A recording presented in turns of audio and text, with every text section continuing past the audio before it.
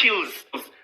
Lana, people were targeting you and just waiting for you to do something so they can come for you. Or Vela is the hatred that is always there and they're always ready to attack. Even when you're trying to do good, you are always trying to attack. Hi, because what the hell? We can't fight over pills. Free pills that you don't even cook in your own house. Free pills that you don't even make yourself. Pills that are donated from the outside. Pills that are coming from NGOs. Pills that can literally help someone live and protect them and their unborn child. You make noise about pills. You get angry over pills. Hi, when you're making sense, my way would maybe or apply Sasa. Hi, so understand what I like to cross the line. I'm a pilisi. I know. I agree you. I saba actually. I saba actually. Ukulivuma kusala phansi. Ngiyanisaba. Pills. People get angry over pills that they don't even drink. That's why ngithi maybe makukhona enyokusebenzisa kulawa elikusebenzisa ngama ARVs nisitshele. Niwenza nama ARVs. Nipheka ngawo. Because I don't think you'll be this angry over something that doesn't benefit you. I don't think you'd make so much noise over something that you don't even use. Something that you don't even take out R1 for. Oh, she must go back home whatsoever. What happened to Ubuntu? What happened to Ubuntu? Can't you assist someone first? And then after, that's when they can make it home or whatever. Umuntu dujuliwe, or umuntu kwaziwe, they are bleeding. Hey, South Africans, it's tough. Like, this guy in the EC must be really horny, bro. Like, I don't understand. Why not staying in your country if you want to come with rules? Since you talk, you're yapping too much. Why don't you go yap in your own country?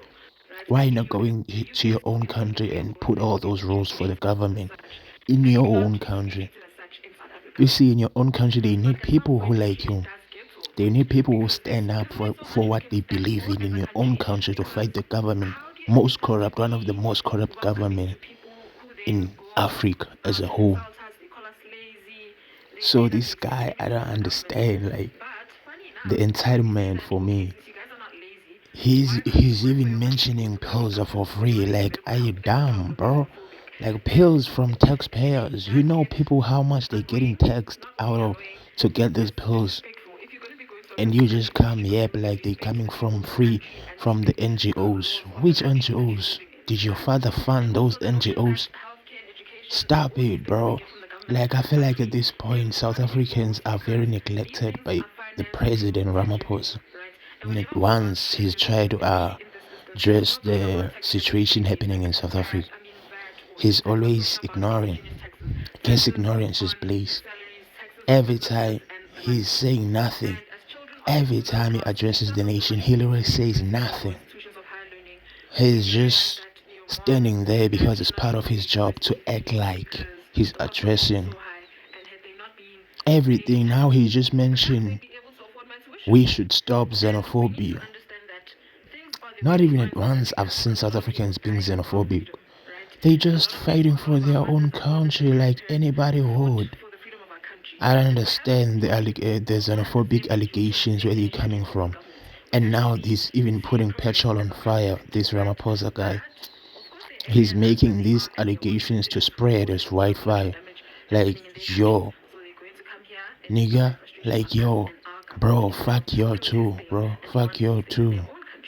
I want you to listen to this next video. This lady expresses her feelings over what some Zimbabweans like Ndoyisile do. Because even like for the first, like, let me mention this too, Ndoyisile is not even allowed to enter his own country. He should be fighting for that, fighting for his rights in his own country. Gays are not allowed in Zimbabwe. He is in South Africa. He's running from country to country because gays are not allowed in Zimbabwe. Understand and internalize the fact that illegal immigration is a crime. So if you're coming into somebody's country illegally, you're a criminal, right? And the fact that South Africans or South Africa as a whole has been so lenient, especially when it comes to like immigration, whether legal or illegal, doesn't mean that it's okay for illegal immigrants to get away with certain things. Because at the end of the day, you're a criminal, right? And if you're in the US or in the UK or in the West, you'd be treated as such. And you're not even being treated as such in South Africa. But at some point, it really does get to a point because there's only so much we can stand for as a country. Because how do you expect us to be welcoming to people who then go out and insult us? They call us lazy. They say that we expect everything from the government. But funny enough, when we say that, okay, since you guys are not lazy, why can't you work for your money and go to private doctors whenever they need medical help? It's a problem. We're xenophobic. And it really does get annoying. Not only annoying, it's disrespectful. If you're going to be going to a person's country, the least you could do is respect the people in the country and respect the laws of the country that you're living in, right?